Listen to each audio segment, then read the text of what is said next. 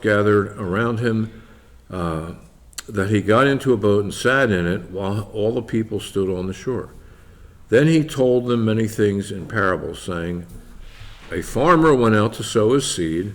As he was scattering the seed, some fell along the path, and the birds came and ate it up. Some fell on rocky places where it did not have much soil. It sprang up quickly because the soil was shallow. But when the sun came up, the plants were scorched, and they withered because they had no root. Other seeds fell among the thorns, which grew up and choked the plants. Still other seed fell on good soil, where it produced a crop 100, 60, or 30 times what was sown. Whoever has ears,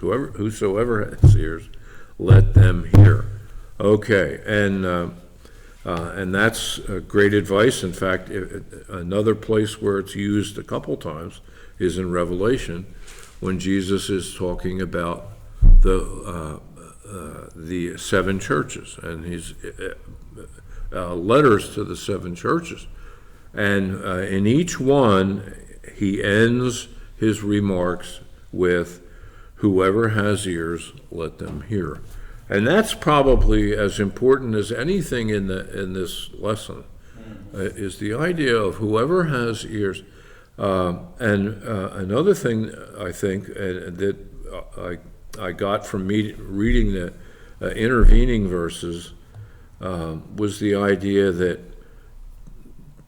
I better be careful how I say this. It's not, Jesus wants everybody to believe in him. Okay, some people won't, and some people not only won't, but they'll take it to the next step. They'll try to keep others from the gospel, and they'll ridicule it, belittle it, things like that.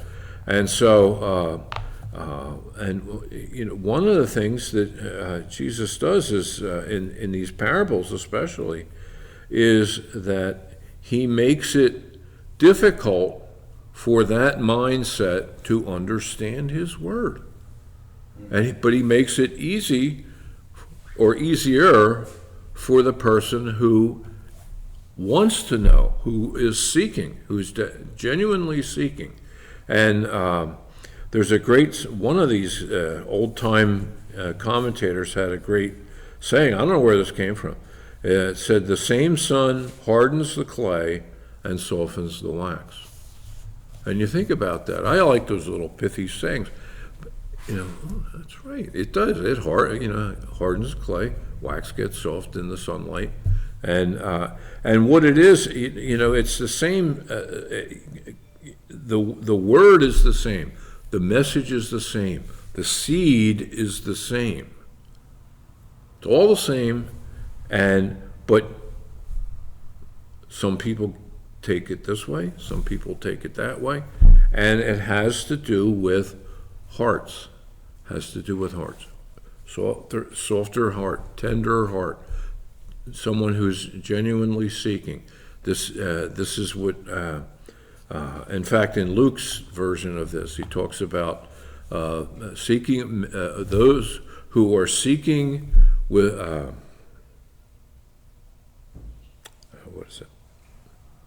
with a tender heart or soft heart. I think it's with all their heart. With all their heart.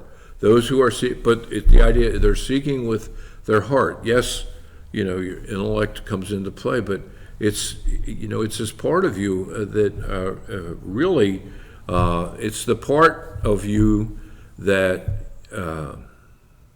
if you lie to it, you know it right away, that part of you. There's good description.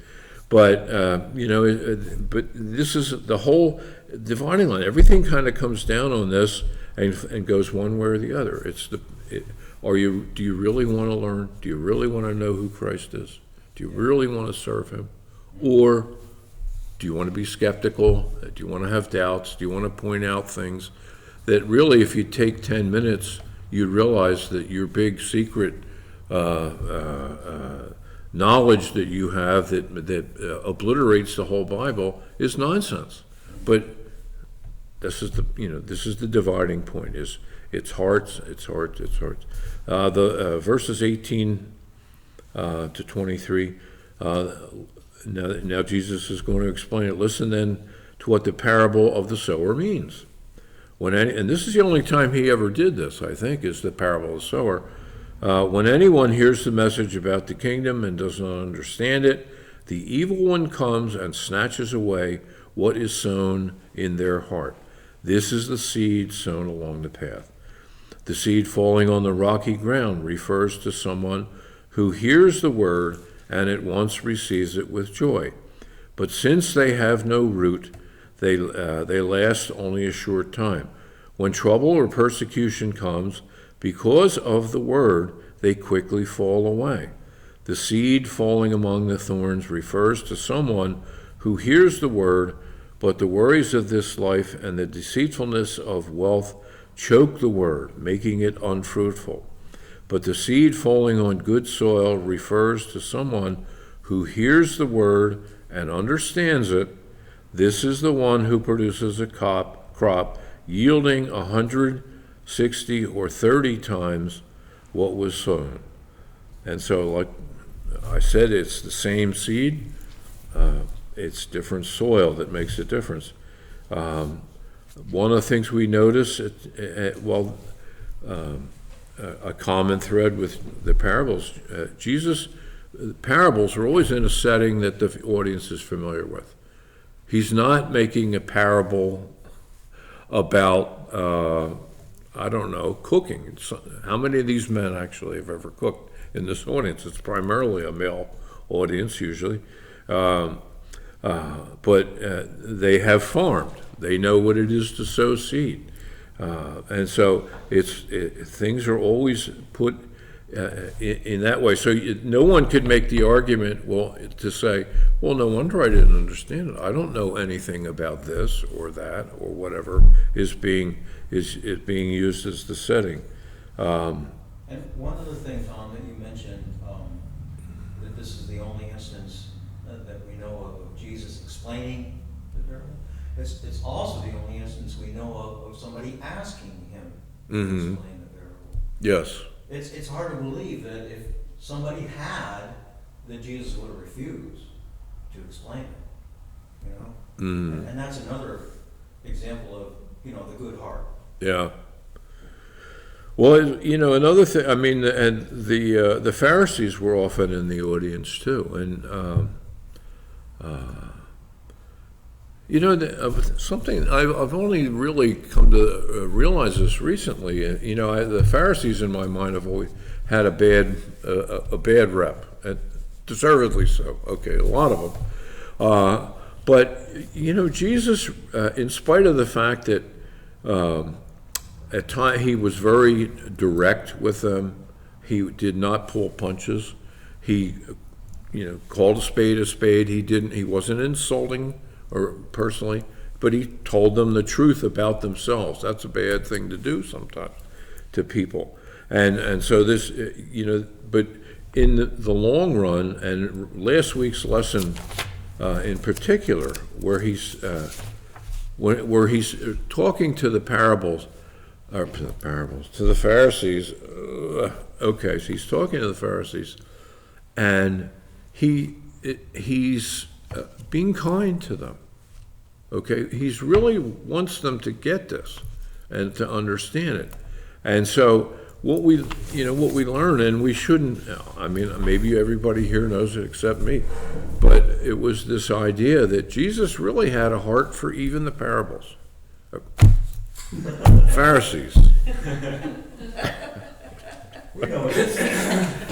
I better watch out. If Gentiles comes up again, we're all in trouble here. So,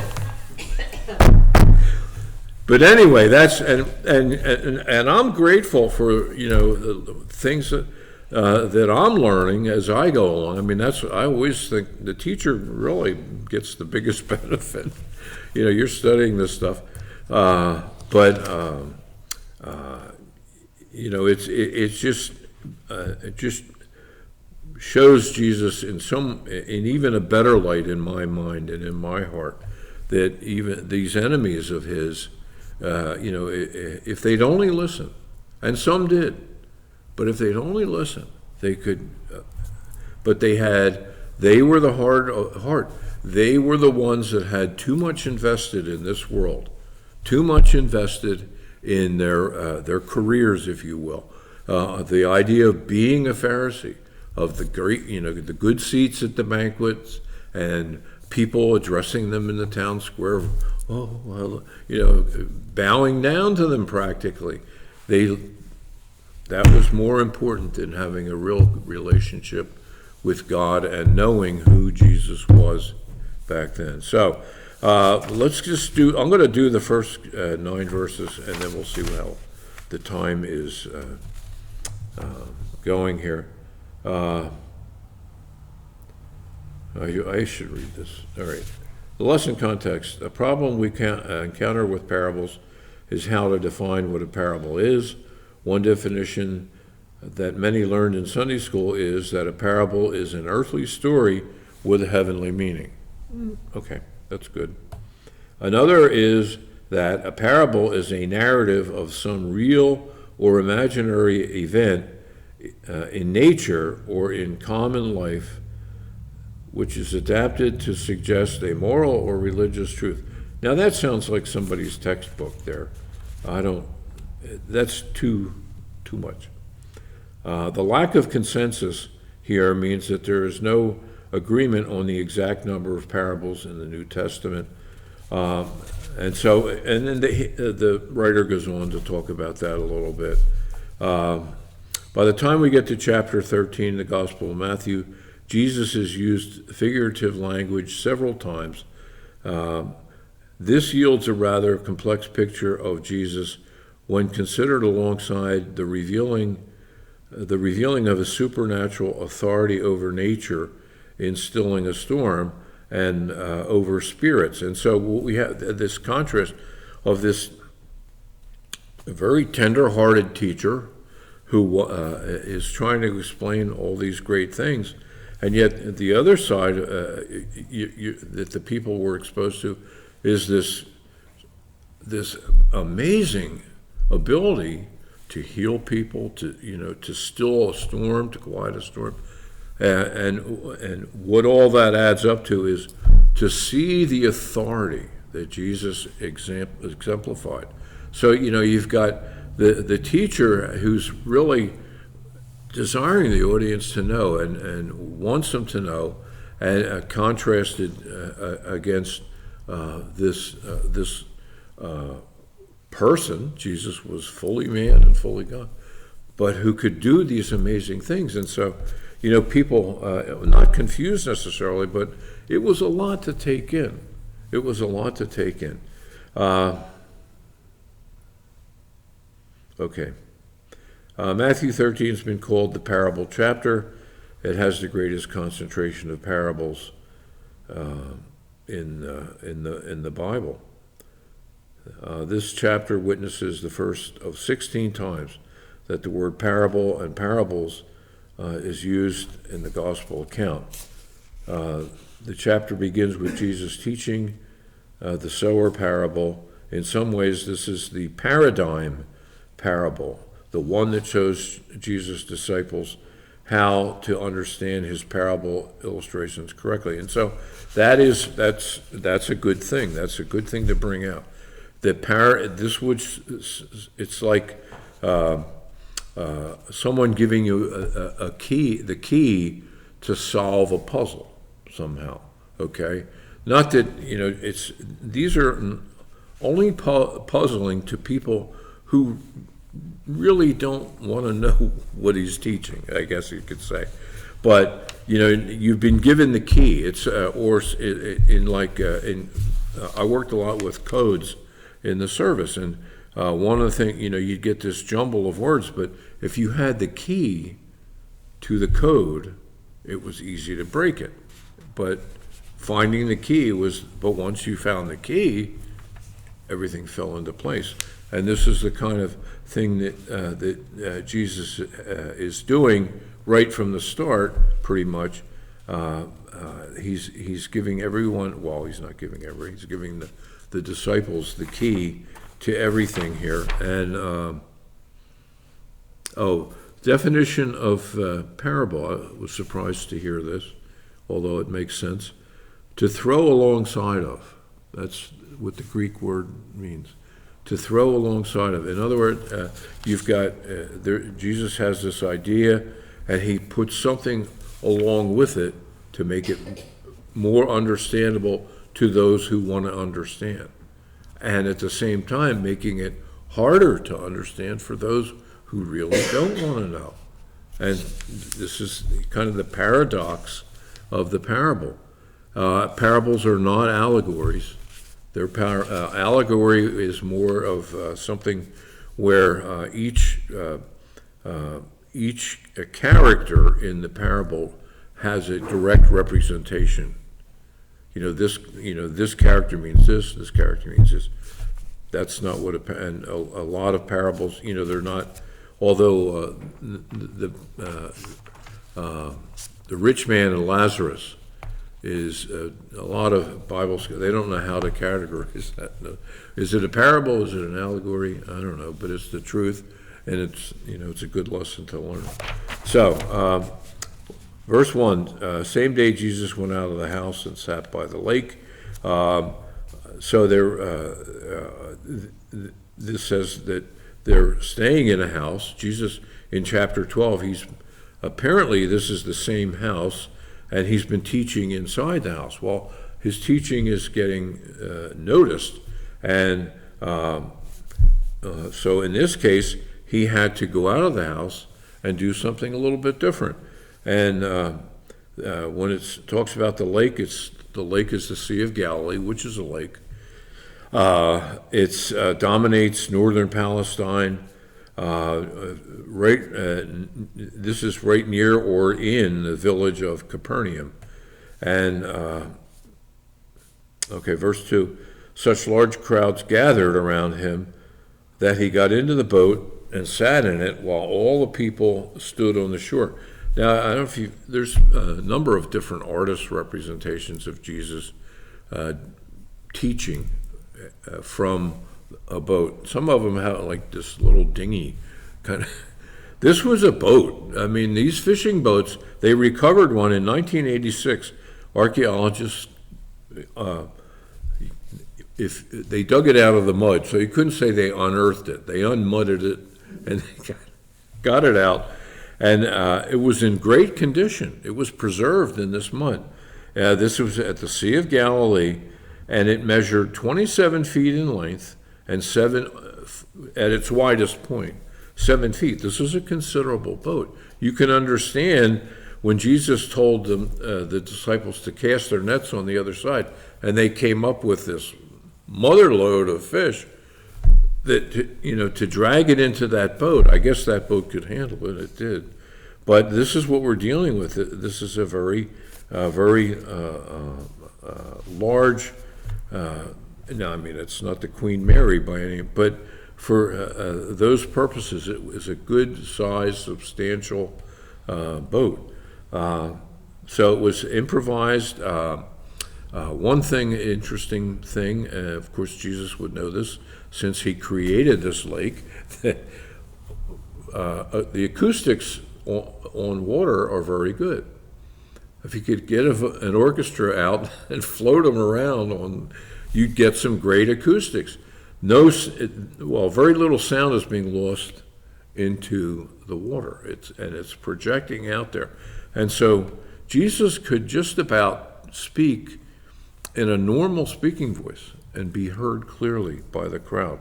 So the acoustics are great. The water's a natural barrier for crowd control. So everything is just kind of fitting in nicely for this, and it makes it a great place to do what he's going to do. Verse 3 starts out, then he told them many things in parables. And so this is his one of his, I guess, his single greatest teaching tool. I mean, there's a lot of, I always wondered, we have teachers in the audience. When I first went to college, I was intending to be a teacher, and I remember reading the syllabus of all the courses in 4 years that you required courses, not even in the stuff you need to be taught about teaching. And I didn't find there was no course in there that explained how you teach. They taught you how to use the AV equipment. That was an easy 3-credit course. Everybody got an A in AV. I would have ruined that streak if I ever took that course. But you learned all the legal aspects of being a teacher. You learned what was the one, practicum or something, where this is what you can do, this is what you can't do. Don't do this, don't do that. Do this, don't. All these kind of things. But there was never a course in how to be a teacher. That I remember. I don't know if you remember that. But you kind of, they gave you a lot of information and you kind of put it together for yourself. And I guess my assumption would be, well, by the time you get to that semester of student teaching, you'd have enough information that once you got in front of the class, everything would just fit together. Not true. That's what I'm told. I never did. I never got that far with it. So anyway, but so everybody has, just like they have aids to help you memorize things, mnemonics they call it, I think, about little tricks to remember stuff. And my point with that was always, well, aren't you loading your mind up with twice as much to remember if you've got to remember the little trick, to remember somebody's name. I'm trying now to escape, but a name. It's all about associations, and you see that. I know that guy, and you think of, oh yeah, his last name is whatever, Stinky, and so you picture feet, and but now you're cramming your mind with twice as much stuff to remember. Too much.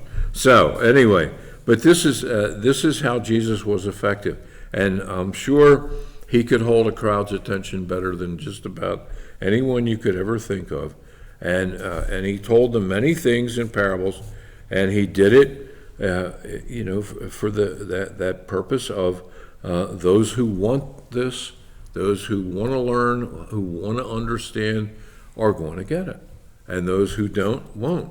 And the second part here is of verse 3. And he started out saying, a farmer went out to sow his seed. And so, now this was not the whole process by any means. The seed, the sowing was actually the last part of planting, of the whole planting activity. But first, you had to go out and break up the soil in some way. With a plow, with a rake, with a hoe, whatever. You had to break it up. Now, back in these days, there weren't a lot of agricultural techniques like today with contour farming and all this, and the way that they've perfected seeds. Back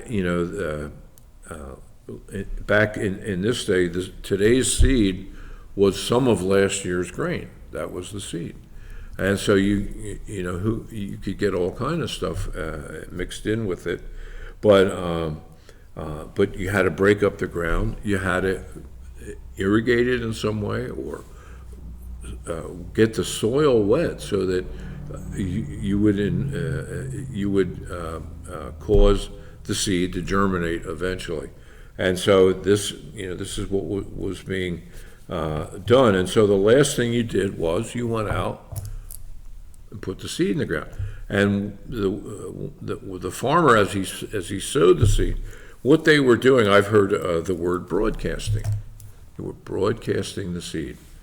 Reach in the bag, throw it out there. It was more time efficient. Yeah, some of it got wasted, but you were sure you got it in all the good places. And as Jesus relates the parable, it's the story of the farm.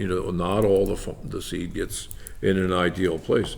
But he goes out and he broadcasts it, and that idea is alive today in broadcasting. The signal goes out on your radio and it's received. Is it, you tune your radio in and you hear some kind of weird political show. Is that what you wanted? No. But they're throwing it out there. Is this a song you wanted to hear? And they're broadcasting it out there. And some of it is good, some of it not so good.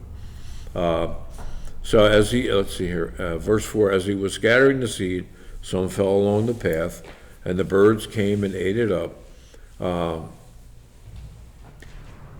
the path would be, you couldn't, you didn't want to be walking just everywhere in the field because you'd be packing down too many areas. And so probably, I would assume, around the perimeter of a field was a path, perhaps like across the middle of it, depending on how big the field, how far could the farmer broadcast the seed. And so you had these areas that were paths. They were hard packed down. The seed that went there never had a chance. Never had a chance. The birds would come and eat it. Probably, they were following the farmer as he went. Verse 5, some fell on rocky places where it did not have much soil. It sprang up quickly because the soil was shallow. And I think of my lawn. When you don't have to go too far down to hit the clay and shale in our front yard, and actually the side yard. The grass looks better on the side of the house.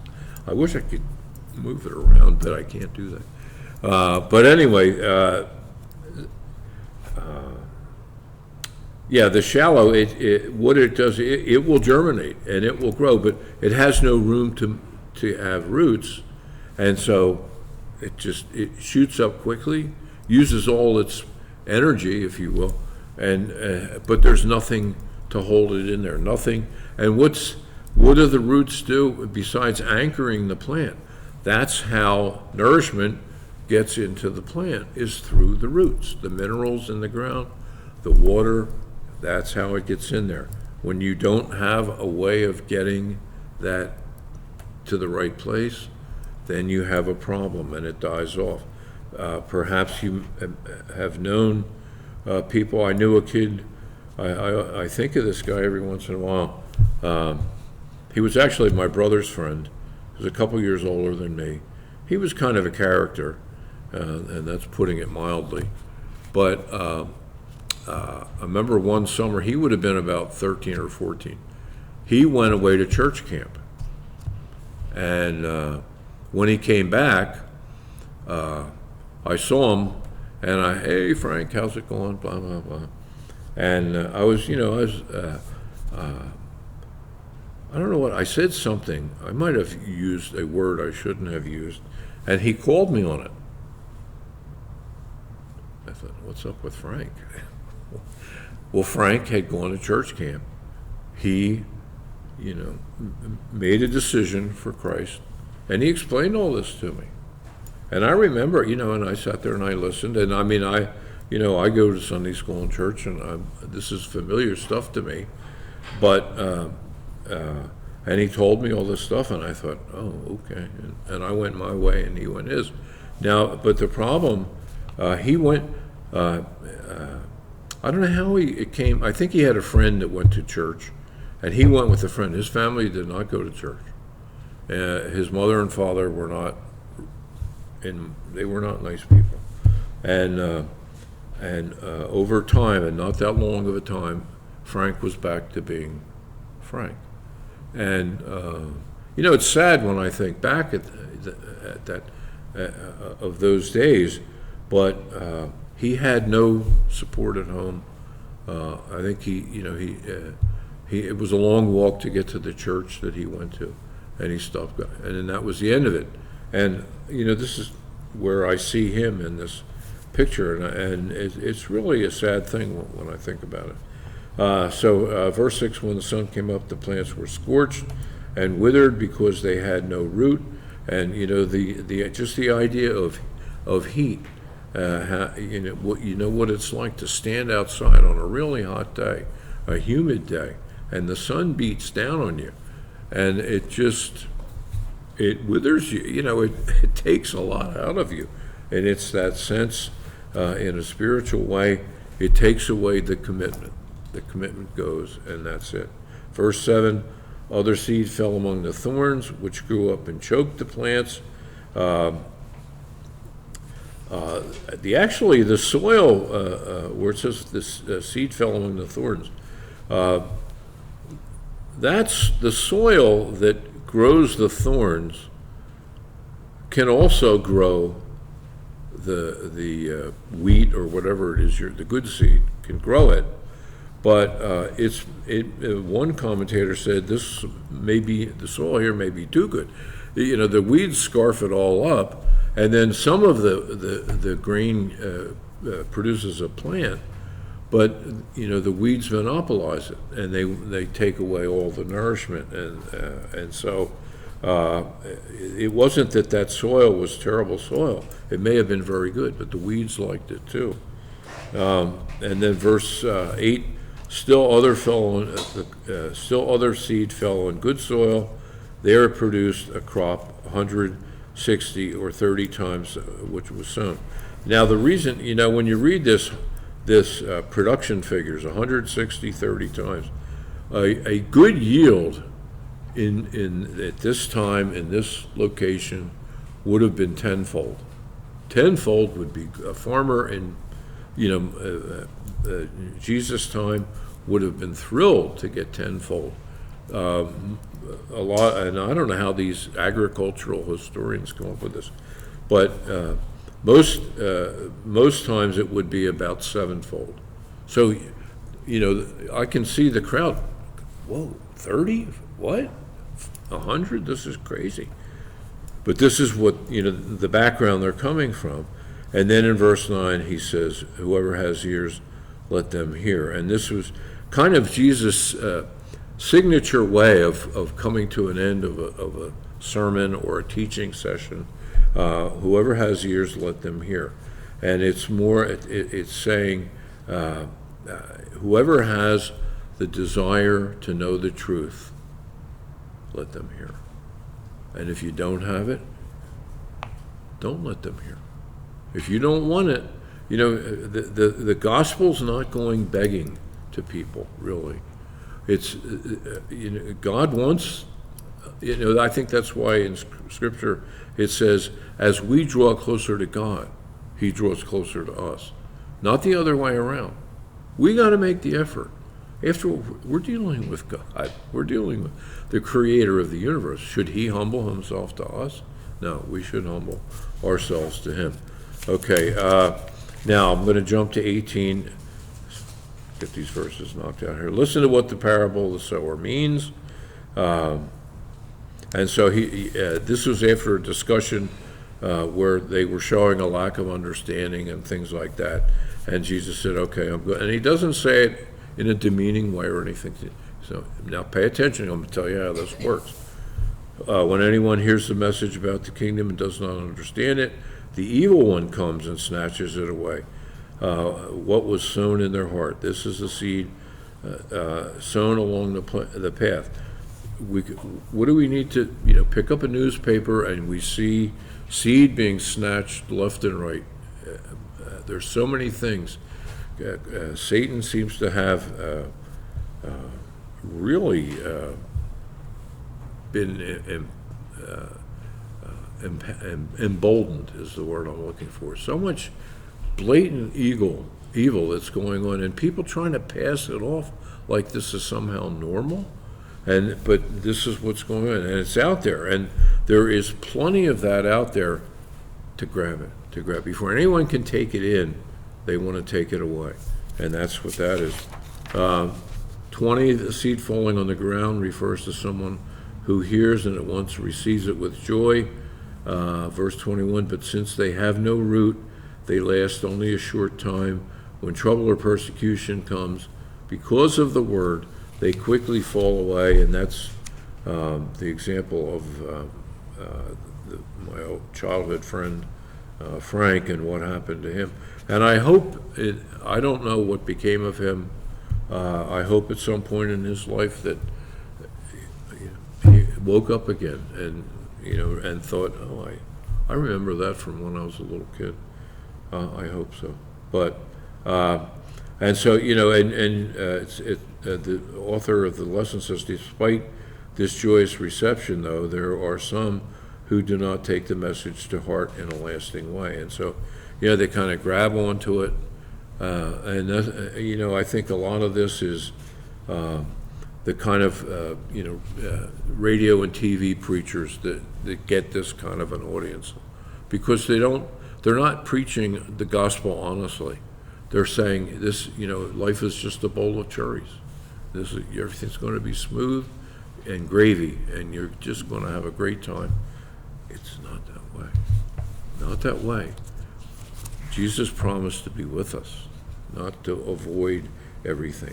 Verse 22, the seed falling among the thorns refers to someone who hears the word, but the worries of this life and deceitfulness of wealth choke the word, making it unfruitful. And again, this that kind of false preaching contributes to that, because the person, when they were told to raise their hand in the audience, they were told things would be great. Things will be wonderful. No problem. You're going to cruise right through.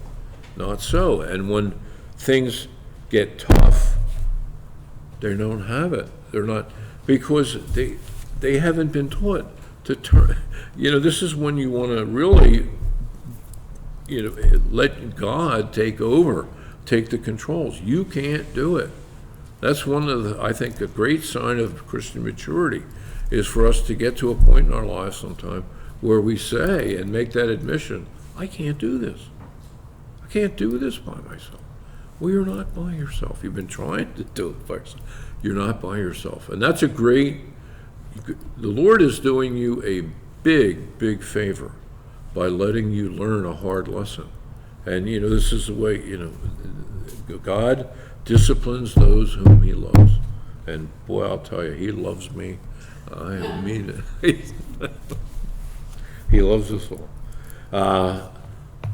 Verse 23, but the seed falling on good soil refers to someone who hears the word and understands it. This is one produces a crop yielding 160, 30 times what was sown. And so it's like the author of the lesson has a three-part approach to this verse. First, the people will listen sincerely and earnestly. How many people out there, not only don't they won't believe it, they don't even want to hear it. They already know all that stuff. Oh, you're all these Bible thumpers. Second, they will understand the basis of the message and personal consequences for disbelieving it. And this is one of the things, that we need. God's giving you the whole picture. And the whole picture is, yes, this is believing. This is if you believe in your heart and proclaim with your mouth that Jesus Christ is the Son of God. But there's there's more to the story than just that, and there are consequences for disbelieving, and there are consequences for individual believers as they go through life and they get a little bit off the path. God will bring you back in because he loves you. And it might hurt, but he's going to bring you back in. Third, this understanding and the faith that follows will be demonstrated in these people bearing fruit. We are known by our fruit. You will be known by the fruit. You'll be judged by the fruit. God wants you to be fruitful. And it's in a lot of ways, but a willingness to speak out, a willingness to proclaim Christ. Now, the time in which we're living right now is a great time, and you're going to have opportunities. I know, I don't know, did you write a letter to the editor in the, Yeah, did they actually print it? they must have printed it because in Thunder and Lightning, you got a criticism. Oh, did I? Oh, Mr. Kelly Boyd, yeah, all about how you don't know anything about the, I thought, good for Kelly. So you put your name out there. I noticed the guy that criticized you didn't sign his, because that's Thunder and Lightning, boy, we're tough when we don't have to say who we are. Arr, go get him. He didn't mention his name, he mentioned your name, so, I feel like sending him a Thunder and Lightning saying, I want you to know my friend Kelly Wood gets extra credit for that. Well, I'm glad to know that, because, they have very specific rules, and I forgot to include my address, and they could have easily said, we're not publishing that. Yeah. No, you're a published author. It was You're known. Look out. It wasn't in Thunder and Lightning, it was. Oh, it was like the, Oh, okay. But then this thing that Tom's Yeah, but- talking about, that was in. all right, some, Okay. Albert Well, that's Einstein. somebody's buttons. So you're known. You're a marked man. That's good. Okay, we're at the end. Oh, all right. But anyway, the intervening verses. 18. Let me see. There was some. No, that's not right.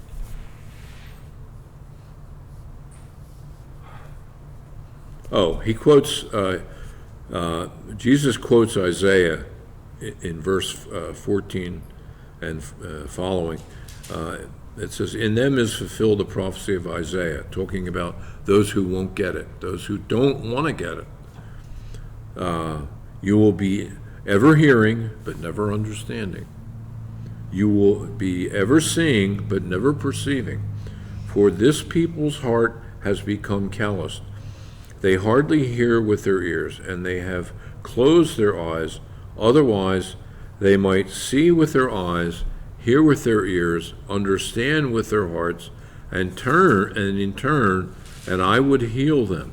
And what these things tell us is Jesus wants the message to get out. He wants people to believe it. But if you choose not to, if you don't want to, it's almost, like a mathematical theorem here. By not doing that, your heart becomes harder.